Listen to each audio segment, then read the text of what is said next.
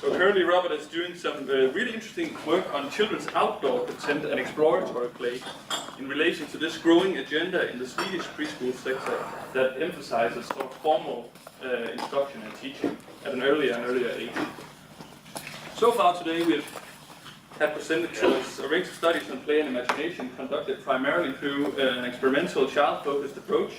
Robert's work, which employs a qualitatively adult-focused approach, will give us a chance to shift our attention a bit to a really interesting perspective, namely to how preschool teachers make sense of children's pretend play and exploratory play in relation to the task of guiding their learning. So thank you so much for being here today with us, Robert. We are looking forward to hear you talk. All right, thanks a lot. So today I want to shift our discussion more to the perspective of the adults. How do adults think about exploratory play? And one of the reasons I want to focus in on that discussion is if we think about this idea that Alison was talking to us about the adults' broad investment in this early childhood period, how much we put into raising children and caring for children.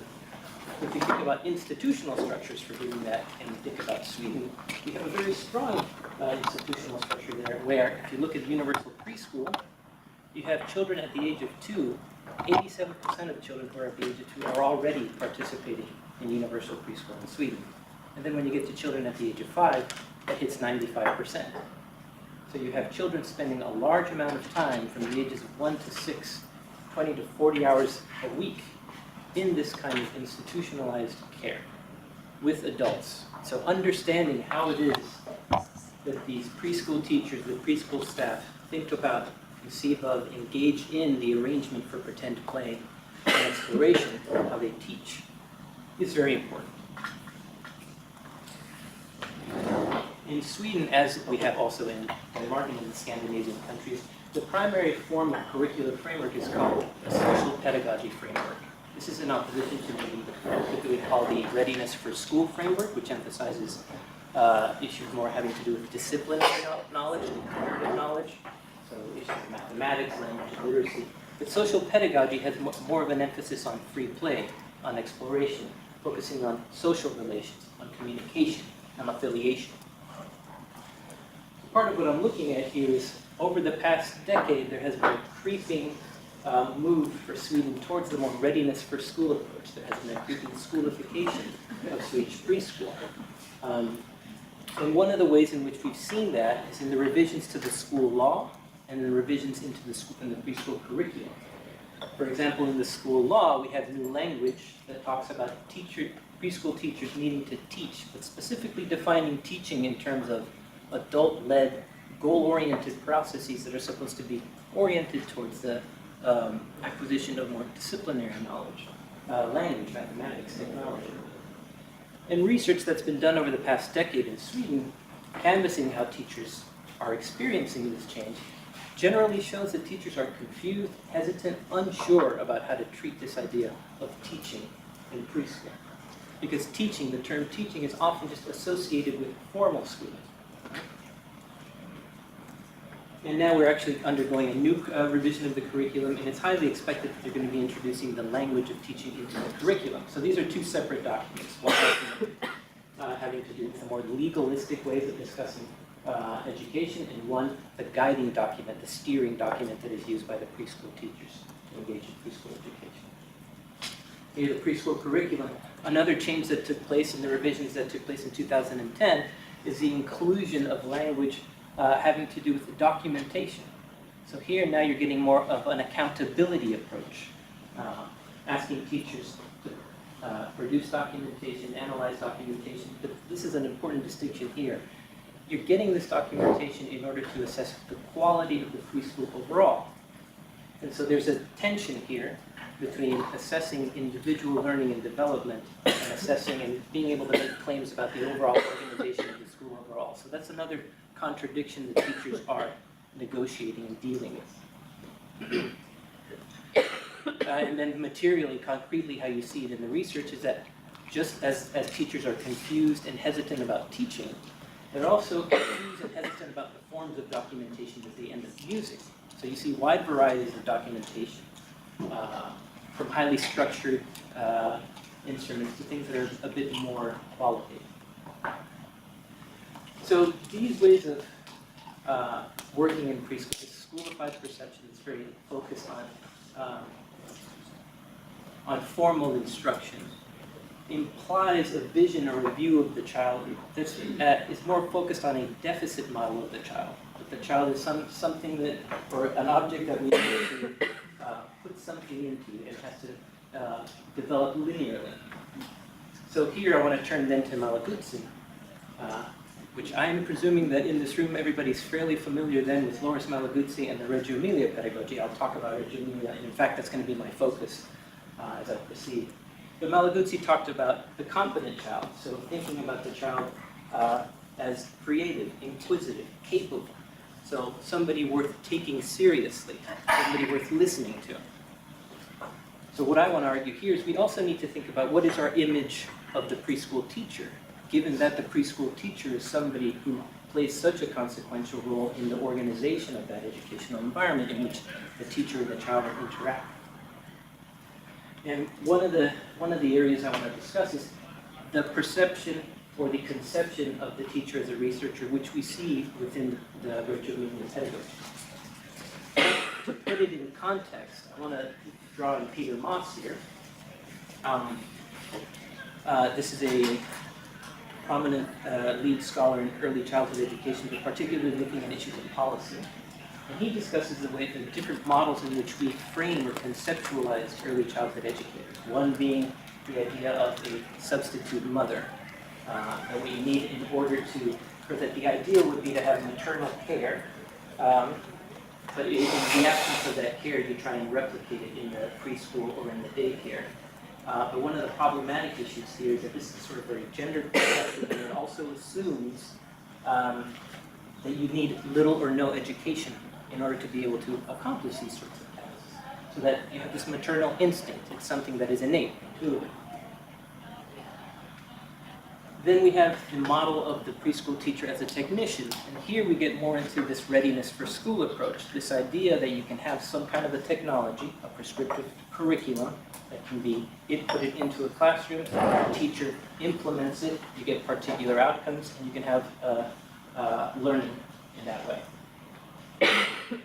But then finally we get the conception of the early childhood worker as a researcher.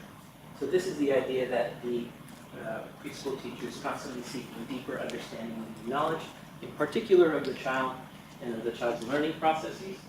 And the researching worker is also somebody who is a learner themselves, right? Co-constructing knowledge with the child, with other staff members, with the community, with parents as well. And so the idea here is that you're conducting research in a distributed fashion, right? With everybody in the community of the preschool. So one of the things that this does for us, it helps, I argue that it gets us to think about specifically what is the relationship that the preschool teacher and the child have. And we really have to focus on this notion that if we're taking children seriously as competent, we need to engage with them as co-explorers and co-creators of culture. And that's why I'm going to be focusing then on this pedagogy of listening, which is a terminology that is often used in Sweden to refer to a Reggio Emilia approach.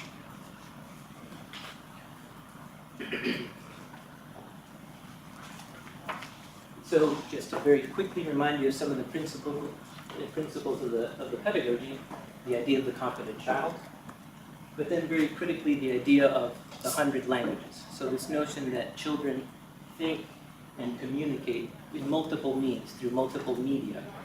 And so what you do is you try and seed the environment with this diversity of means in order to be able to facilitate these multiplicities of expression and thought.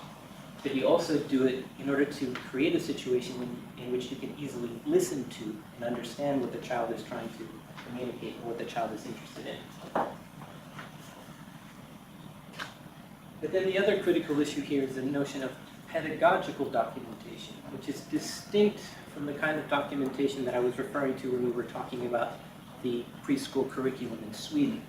And that's an important distinction that we'll be discussing in a little bit. Within the Reggio approach, as you well know, pedagogical documentation has a very specific meaning. It's a practice, right? It's something that is supposed to coordinate and mediate this sort of collaborative, co-explorative approach among the teachers and the children and the parents and the community. It's a very important tool. Now, given that, in this Reggio approach, we have very improvisatory, very collaborative and distributed ways of working. We have to reconceptualize how we think about learning. From the Swedish perspective, they bring in these very postmodern approaches, Deleuze and Guattari, to think about the idea of how we conceive of learning. So here, I just want to read this quote. Learning is understood here as a co-construction of knowledge, connected to a particular understanding of knowledge itself, as perspective, partial, provisional, where the image is a horizon, something that shoots in all directions with no beginning and no end, but always in between different things towards other directions and other places. So, why focus on the pedagogy of listening? Here, in part, it's just the practical issue that two of the three schools that I'm working with subscribe to the pedagogy of listening. But at the same time, if we think about this definition of learning, and if we think about the demands that teachers are under to be able to produce definable, predictable learning outcomes, this kind of a model makes it very difficult, right? And so part of what I'm trying to understand here is if and to what extent and how the teachers cope with this tension or these contradictions in the work that they're doing. Particularly if we're trying to create an environment where we do try and promote pretend and exploratory play, which are things that are unpredictable and sometimes very difficult to define when it comes to talking about learning. So in the current study, this is another caveat here. This is an in-process study, so what I'm going to be discussing with you today, they haven't done any analysis. It's been very preliminary, so I'm just basically going to be showing you some examples of the different kinds of pretend and exploratory play that children are engaging in the preschools. So what I'm focusing on in the study is trying to develop knowledge about how preschool teachers' perspectives and practices related to pretend and exploratory play in preschool, looking at them in relation to these pressures having to do with, as I spoke about, schoolification. But then I'm expanding it a bit here too, because there's an additional pressure that Swedish preschool teachers are under, also related to revisions in the curriculum, having to do with asking them to engage with education for sustainable development, which itself is a fairly broad, not very easy to define disciplinary area, because it does involve issues of environmental science, it does involve issues of economics, it also involves issues of social justice and human rights. So trying to negotiate all of these things, I'm arguing is going to produce some tensions for the teachers if we need to understand how it is that they're coping and negotiating with these tensions. So in order to try and address this overall aim, the questions that I'm asking here in this qualitative study are what kinds of children's pretend play take place in preschools that are pursuing these kinds of education for sustainable development programs, and do teachers engage with children in these forms of play, and if so, what does that play look like? What does that interaction or engagement look like? Similarly for exploratory play, what kinds of exploratory play are taking place? And again, do teachers engage in it? What does the engagement look like? But then trying to address the issue of the tensions. How do preschool staff understand and act with respect to this mandate of teaching? And how do they understand and act with respect to this mandate of early childhood education for sustainable development? So to give you a bit of context here, this is an intervention study in which there's the regional government of the city of Jönköping is promoting, has underwritten these series of workshops which are designed to teach preschool teachers how to redesign their outdoor environments in ways that make them more sustainable and create a more multifunctional outdoor setting. So, for example, they're teaching them how to do new forms of garden design, forest gardening, for example. So this is sort of a low-maintenance form of gardening where you try and replicate in miniature the ecosystem of a forest so that you have to do very little maintenance. They're also getting training in different kinds of outdoor area design principles in order to help them maximize children's movement in playgrounds, and, for example, UV light protection. And then smaller scale activities like these insect hotels. This is a way in order to bring insects into the environment so that they help with pollination, but then they also become bird restaurants. Birds like to eat the insects that are stuck in there.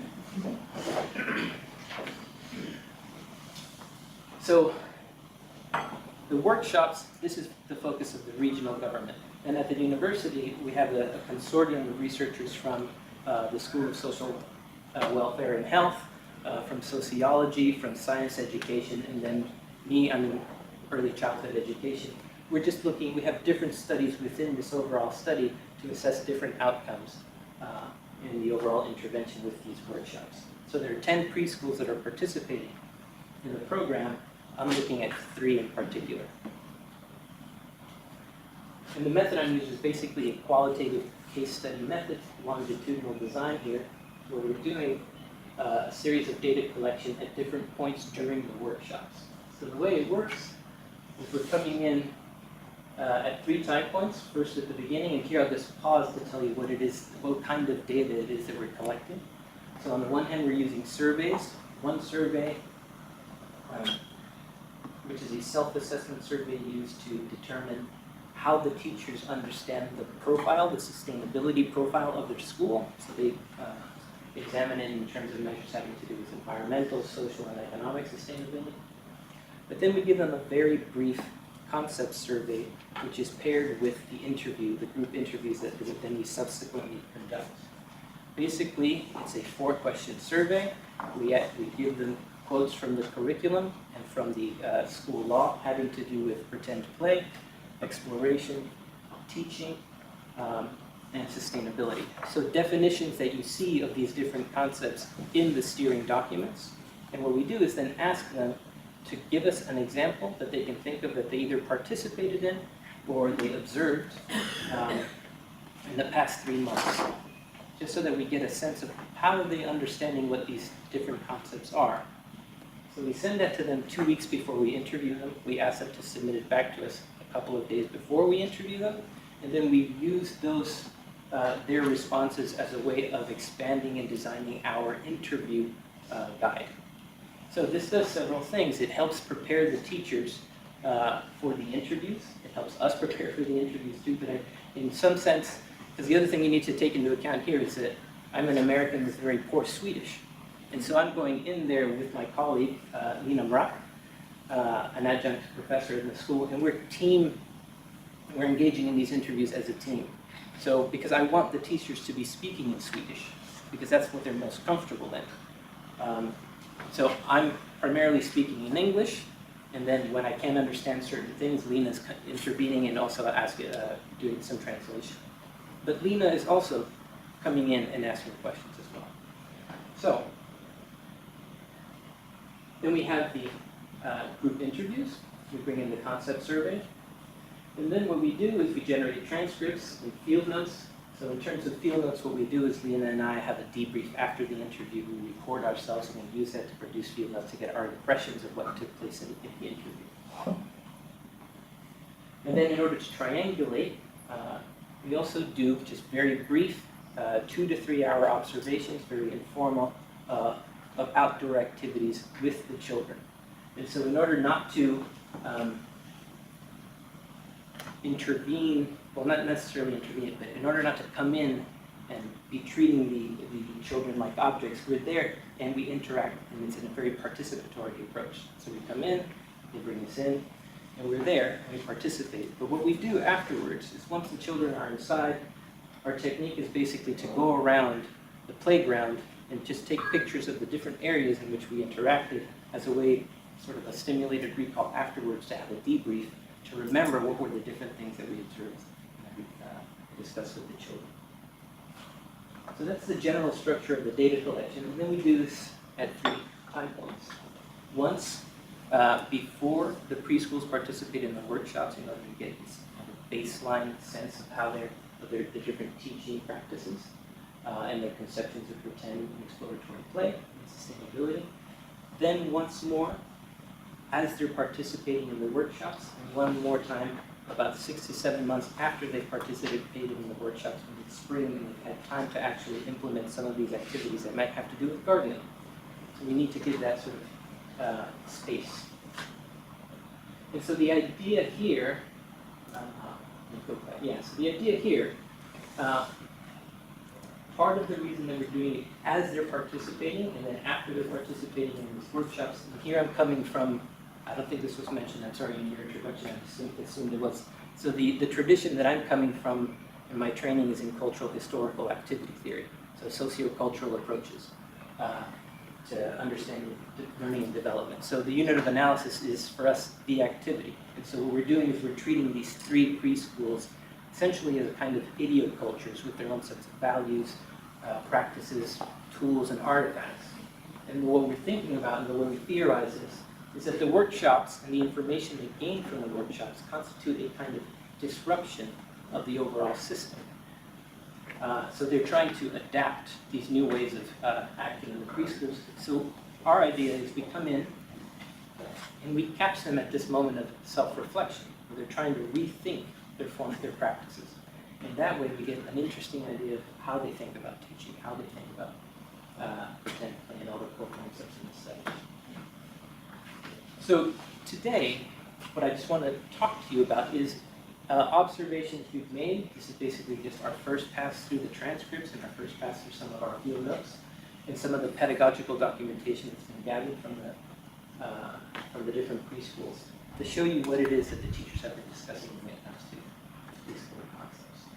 So, in terms of pretend play, some of the things that we're seeing is this teacher-child negotiated role and object pretend play. So one of the things that we saw a lot of is children becoming animals, becoming things that they're interested in understanding. So, for example, becoming a wasp or a bird in order to understand what it means to fly like a wasp or be a wasp. And here, I know this looks a little bit odd, so I took pictures of the documentation while we were in the interview. And what the teachers did in order to obscure the faces of the children is they took materials, for example, like the button. So that's, so I know it looks a little weird. It's not supposed to be party or anything like that. So here, for example, the children are using their own bodies in order to try and measure the bird, but at the same time, being the bird. They're trying to understand the bird by embodying it and moving. But then the other thing that we notice is that they're creating environments to try and mediate the becoming of this thing of interest. So with the wasps, this is a really interesting example. When the children became interested in wasps in the spring, all the wasps were coming out, they started to read about wasps. So that's another important thing to point out. They started to do dances and fly like wasps because they learned that wasps dance in order to communicate. The other thing that they observed is that there was several wasps' nests around the preschool, and they observed that many wasps would keep going in, keep going in, keep going in, and they say, "What's inside? We don't understand. How is it that they can all fit in there?" And so what they did is they said, together with their teachers, "Why don't we try and build a wasp's nest?" And so they built a wasp's nest in the little forest that they had, and then they crawled in and out, basically as a way of trying to problem solve or figure out what it is that the wasp's nest, how it is constructed. Right? Sorry, it provides that.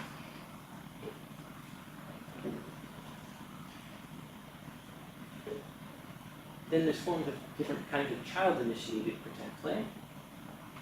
Lots of anthropomorphizing of the natural environment. I don't know if you can tell what this is. I took pictures very close. But it's a tree. It's been cut. The sap is dripping down.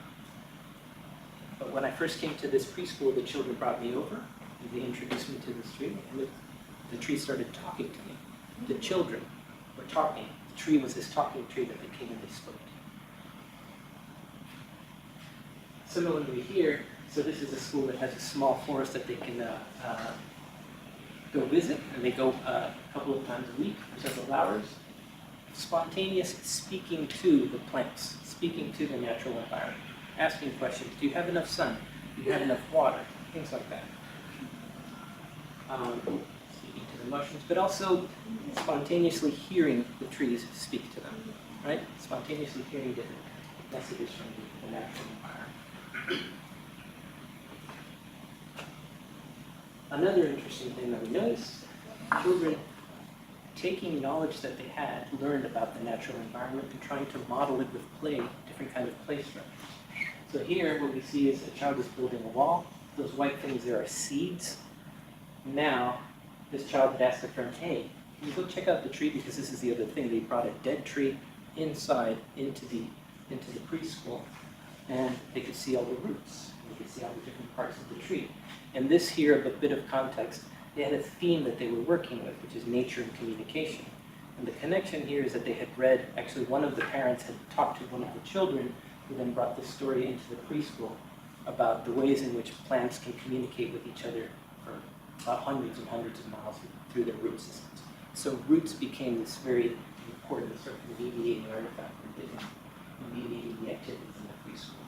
So this child went, checked out the tree. They were asking about, he was asking for information about what the roots look like. And so now they started to build a tree.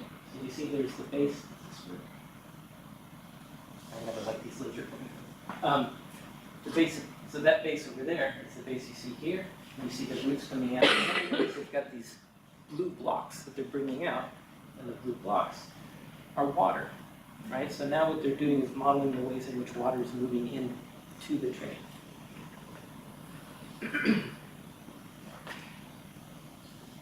I recognize that a lot of this is symbolic play, but maybe here I want to ask your opinion about what this is. This is a very interesting example that came in. These are children. The group is from 1 to 3 year olds. I think this child is 2 years old. They were sitting with the teacher, reading a book, and in the book there was an ambulance. And so the children then spontaneously started making the sound of an ambulance. Wow, wow, wow. So what you see then on the page is the children took a pencil and they started going, wow, wow, wow, wow. And then the child comes and takes a horse. He says that the horse is injured. So he's putting the horse on a piece of paper that is the ambulance. Right? And then this leads to another chain of events with taking care of the horse, moving the horse around to different areas, creating a hospital. And then became an activity having to do with counting blocks. It became a little bit more mathematical. And then finally, you of course have other kinds of pretend play becoming familiar characters. So children becoming Darth Vader, children becoming forest workers. I'm going to come back to this in a minute. Now, in terms of what some of the things that we found interesting about what the teachers were saying about play and the natural environment, many teachers spoke, and this one in particular, about play as being something in which the children synthesize what they came to learn from their experiences in the natural environment. Another claim that we saw several teachers make is that when children are out in the natural environment, it creates this kind of spontaneous pretend play. One particular instance that they talked about is going into the forest, and just the physicality of having to crawl under the new growth of the trees and coming out produces kind of wonder for the children.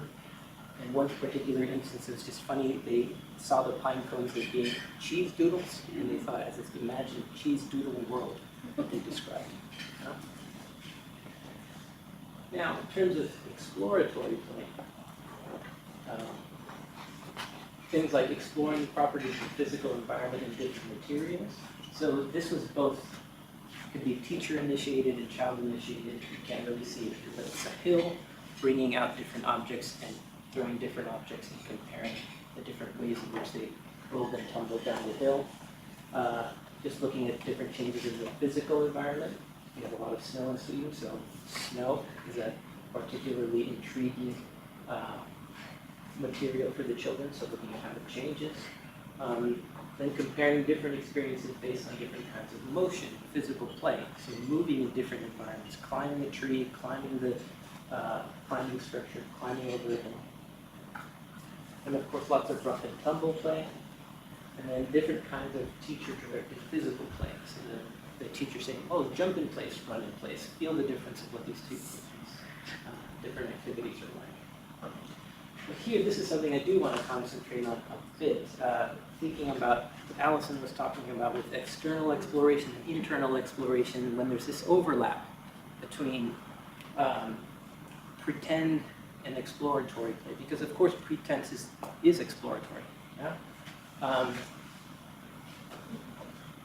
So becoming ducks and learning to fly, this is an interesting example.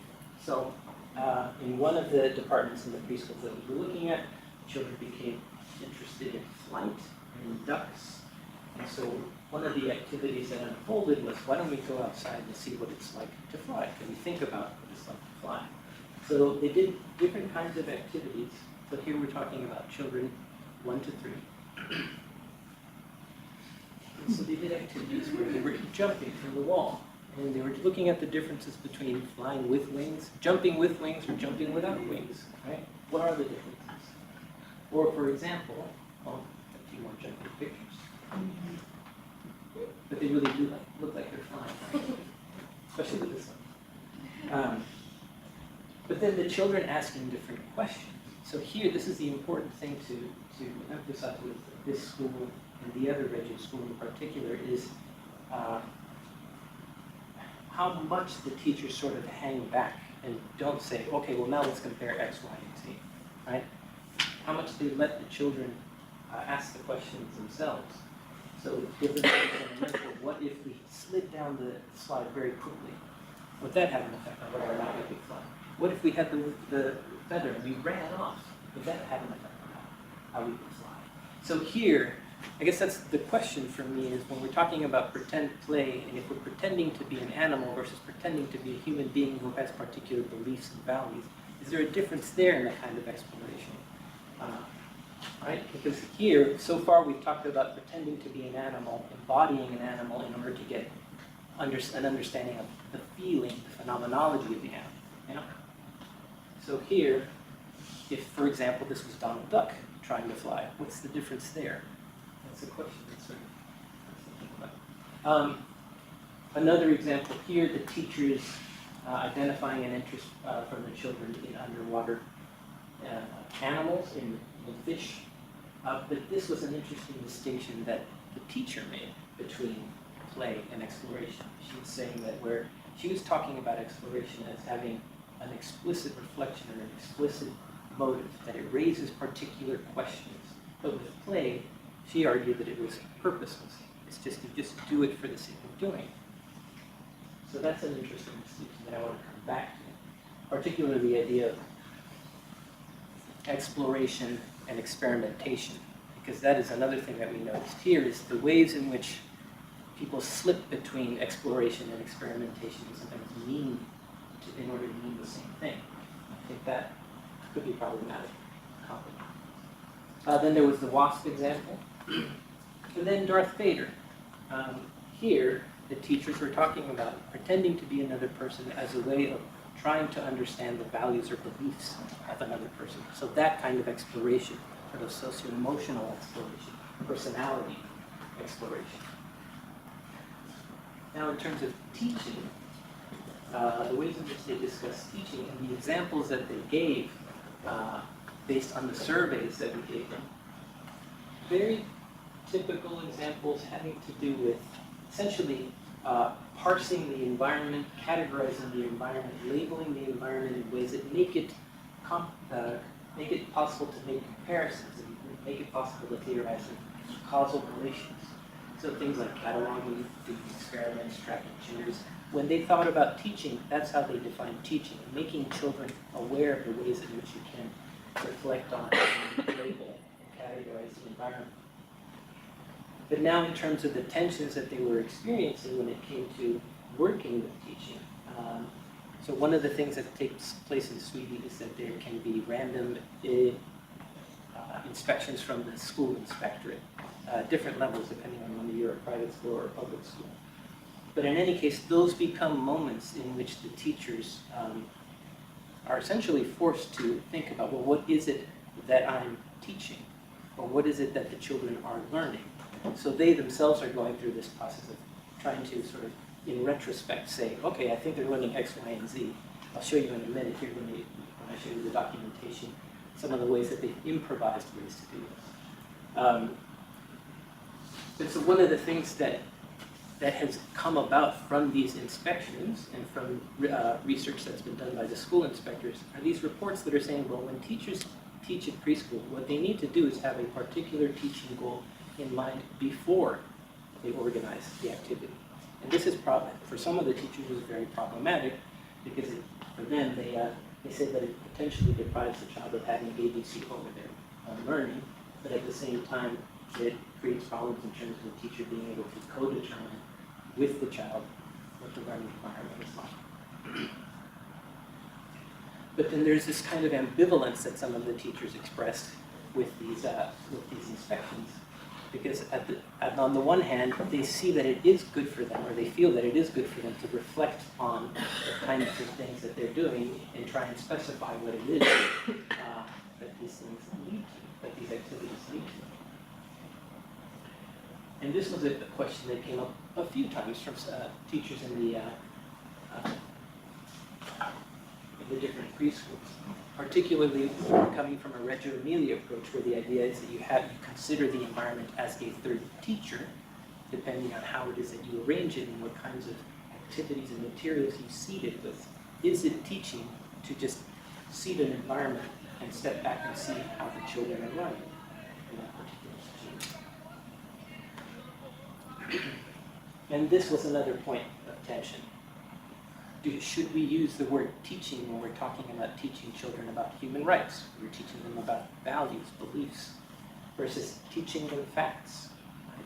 So this is what they conventionally saw as school teaching, teaching facts. But what does it mean to teach values? What does it mean to teach human rights? Now, on the topic of sustainability, this was a really interesting distinction that we saw. In the surveys, nearly 100% of the examples that they provided had to do, and I'll just go through this so that we have time to look at one more big example. Most of the examples that they provided had to do with environmental sustainability. And as I think you well know in Denmark, one of the definitions that we work with sustainability is looking at the intersection between social processes, economic and environmental processes. So all of the examples that they gave had to do with environmental issues. But in the interviews, whenever we discussed issues of sustainability, the examples that they gave had to do with social issues, things having to do with human rights, equality, these kind of universalistic values.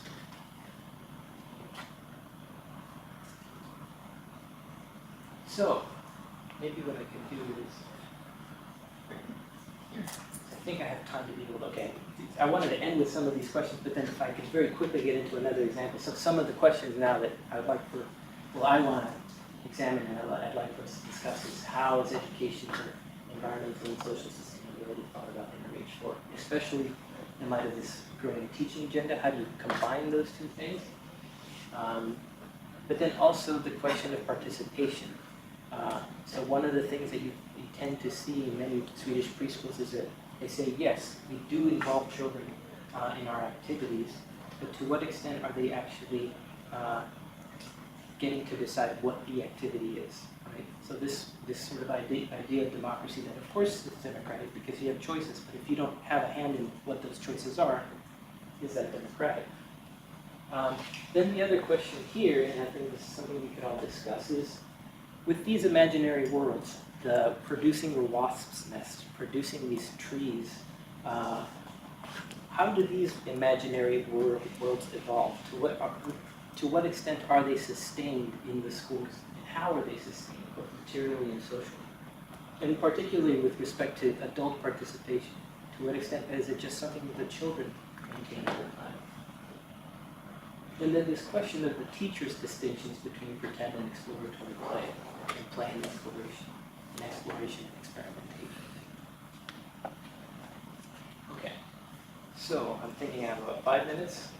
6.5. Okay, so what I want to do then is now I just want to focus in on the particular practice of pedagogical documentation that one of these schools was engaging in. And I can do this fairly quickly. And so one of the things you see in Sweden is that all schools work with a kind of pedagogical calendar, and it's often represented in this way, a circular calendar. But here at this particular school, one of the things that they do is that they use the summers, they ask the children to engage in some sort of documentation activity where they take pictures of something that they may be interested in, produce some art, and then that art and pictures becomes the seeds for now a new period where the preschools work with a particular theme. So there's 3 preschools in this network. I'm working with one of them. And what they do in September is they come to consensus about an overarching theme that all the preschools will be working with. And in this case, they were working with sustainable futures, what they were talking about. So what they do is they take the fall period to just basically use the art and the documentation that the children bring in to explore what it is that they're interested in so that they can then come up with sub-themes within each department at the school. And this is another important thing to know. Every week, the teachers at the school are given 2 hours to make the documentation and reflect on the documentation. So that's very critical. And then what they do is they present that documentation to other schools that are in the network. So they're putting themselves in this situation where they're not only having to reflect amongst themselves, but they're having to think, who else is going to be looking at this, and let's reflect in this kind of distributed way. Then they settle on particular themes. So when I'm talking about themes, I'm talking about things like what I mentioned, communication and nature, right? Things like that, flight, wasps. And so then they have these regular activities, routine points where they have to reflect with others in the network. And then they focus on the themes, and then again they have this sort of reflective activity. And at the end of the year, they actually present all of their documentation to other preschools. So they have these regular periods of having to think critically and reflect on the work that they're doing with others. So that's another key thing here. It's very similar to this disrupting the system in order to produce self-reflection. And so they have, this is, so what I'm showing you here now is the documentation that they use is PowerPoints. So basically, PowerPoints, they take pictures, they ask questions, and when I asked them to give me, I told them I was going to present some of their documentation, they quickly ran it through Google Translate, so it may not be perfect English. But here, this is another tool that they're using in their PowerPoints. They have these kinds of reflective slides that they use every week to ask themselves questions about what they're doing. So what is our reflection? What is our analysis? And so based on what they've seen, what's happened, they reflect on it, and they make decisions about what to do next. So then you get more documentation the next week, reflection. And this is one of the things I wanted to show you here. They also have one that has to do with making connections to the curriculum.